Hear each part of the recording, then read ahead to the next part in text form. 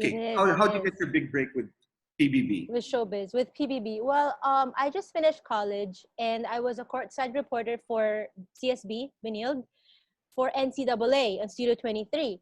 And then, because my dream is to be a showbiz talk show host or a newscaster or something for showbiz. So I was like, maybe this could be my stepping stone. And then I saw the ad, gusto mo bang sumikat in 100 days? Call 929 Kuya. Wow. So I called it. And I was like, parang sabi ko, baka ito yung big break ko. And then I called it, and it was actually a call center for PBB. Big Brother, the show, wasn't really popular here. I didn't know anything about it.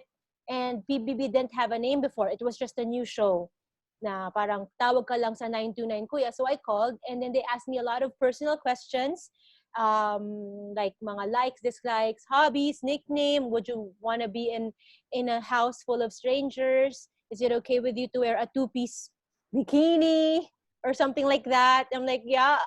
Sabi ko, not really, but if you're gonna give it to me and I have to wear it, I'll wear it. I'll make sure I look good in it, stuff like that. They would have like mga questions, what would you want to happen today? Sabi ko, sana umulan ng pera para makapag-shopping ako. And I was like asking the call center agent, sabi ko, Miss, bakit parang sinusulat mo lahat ng sinasabi ko, even mga side comments? And then sabi ko, kailan ako mag-send ng picture or video?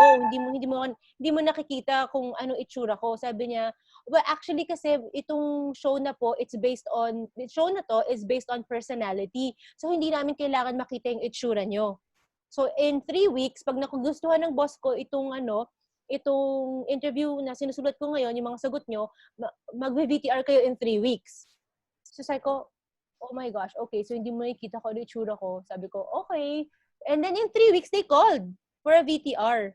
So I went there, and then they asked, it was a long line, but inside ELJ, the tall building sa ABS. So it wasn't, hindi siya yung ngayon na sobrang pila sa mainit. So kami, pero para ka pa rin pumila sa mainit kasi yung mga kasama mo sa pila, sobrang dami talaga kayo. And then they were like actually bullying me during the audition kasi they were saying, oh, but the people that I didn't know, they were like, ba't nandito ka pa? Ba't ka pa nag-audition? Parang mayaman ka na nga. Dapat bigay mo na sa amin to. Sabi ko, wala namang sinabi doon sa ad na, sumasagot talaga. Sabi ko, wala namang sinabi sa ad na bawal sumali. Tsaka hindi ako mayaman. Sabi ko, hindi ako mayaman. Nag-ice lang ako. So they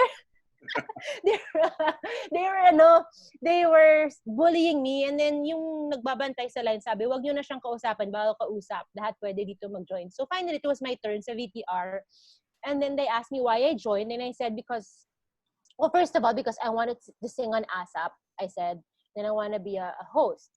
And then they were like, oh, okay, ano mga experience mo? And then I told them na I'm currently a courtside reporter for NCAA, for CSB. And they were like, hindi ka na pwede sumali dito sa show namin kasi kailangan namin ng fresh face.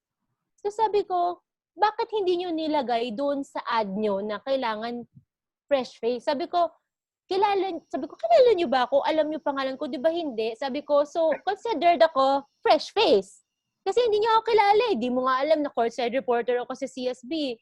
So sabi nila, well, we'll just get back to you in 3 weeks kung pwede ka. Kasi nga nakikita ka na sa TV. So sa Studio 23. So I was like, yeah, but I think I'm still considered a fresh face. Nobody knows me. But anyway, so after 3 weeks, they called.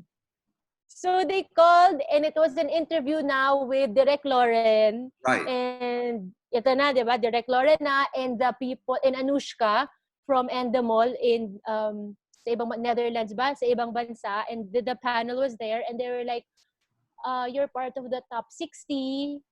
So, ganun na. And then, after that, interview ulit. It was a series of interviews. And finally, naging top 30 na ako. And then, finally, top 20. Hanggang sa, yun na. And then, they were like, and then, nagkabulutong ako. So, nagkabulutong ako. And then, they had an audition. We had to wear the two-piece, the bathing suit. So, I was like, why do we have to wear a bathing suit? Sabi ko, sorry, nagkabulutong ako. So, the staff was like, tulungan ka na lang namin lagyan ng concealer.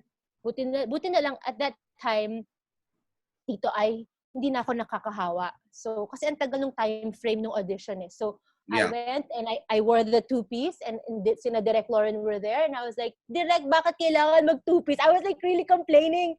And then, no, kasi we're looking for a role kasi iba-ibang personality yung for the show. We're looking to see if you fit the sexy personality. Sabi ko, oh, I definitely don't fit the sexy personality, but I am sexy. So I was like, super kapal na mukha.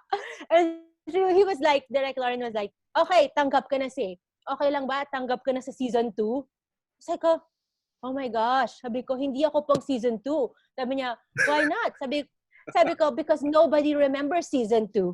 And she was like, oh, good answer. So I was like, okay. So I left and then they said, the top 20 na nga, and they said that they were choosing the top 12. And then they went to my house. They were doing, they did a VTR about me. We even went to CSB kasi my school, ganyan. They did the VTR and they were like, okay, you're gonna know if you got it this week na. So after a few days, sa bahay namin, may nag-doorbell na. Someone called me the night before na make sure you're home tomorrow and make sure that when someone rings the doorbell, you have to answer it. Tapos sabi ko, oh my gosh, ito na yata. So I was like, okay. And then, yun na nga, the next day, nag-ring ng doorbell, PA ni Tony Gonzaga, nakita ko sa sa CCTV. Di pa uso CCTV 15 years ago, pero meron na kami. Anyway, so tapos nakita ko si Tony nasa loob ng van. Parang tinanong ko may staff na dumating. So I was like, oh my gosh, I think this is it. And that was it. She handed me the key and everything, and then I was a Pinoy Big Brother housemate. I stayed inside the PBB house for 103 days. I think 103, 104 days. And it was a total of 110 days. I was the 5th placer. Wow. I got kicked out before they chose the big 4. I knew I wasn't gonna get it, but I'm happy out of 13 housemates, I was number 5. I was thinking na I was gonna be the first one to be kicked out actually kasi ang arte-arte ko. So, but I didn't get kicked out. I was the last one to be kicked out.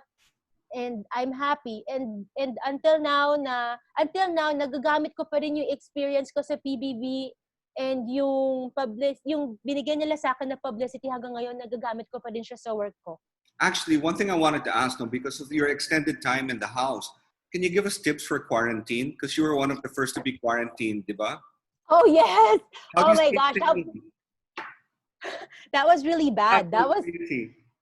Okay, that was really bad because we were quarantined in the house for 3 months and there was no radio, no phone, no TV, no music, no connection to the outside world. We didn't know what was happening. We were the first, so we didn't know how we were being shown. We knew there were cameras, you can see them, but after a week you forget they're there. There's cameras in the bathroom. Yes, we could see them. But after a week, totoo, you will really forget. It's just parang, okay, andyan lang siya. We didn't know how we were being shown nga. So hindi ko alam na marami na palang nanonood sa labas. I actually thought that we were doing super boring things in the house. And I didn't know that it was big already. I didn't know that the song that Sam and I made in the house was number 1 na talaga.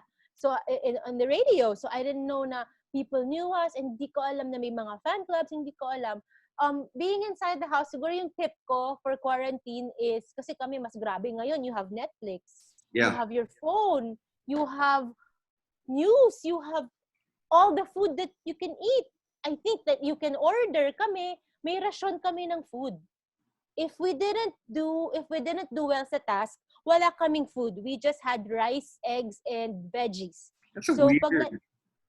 Pag nanalo kami ng task dito, we had a budget, 500 pesos each, and we had the grocery list, and we could buy chocolates, we could buy meat, seafood, we could buy the other people bought yosi. Dati kasi pwede pa mag-yosi eh. Ngayon, hindi na yata pwede mag-yosi sa loob.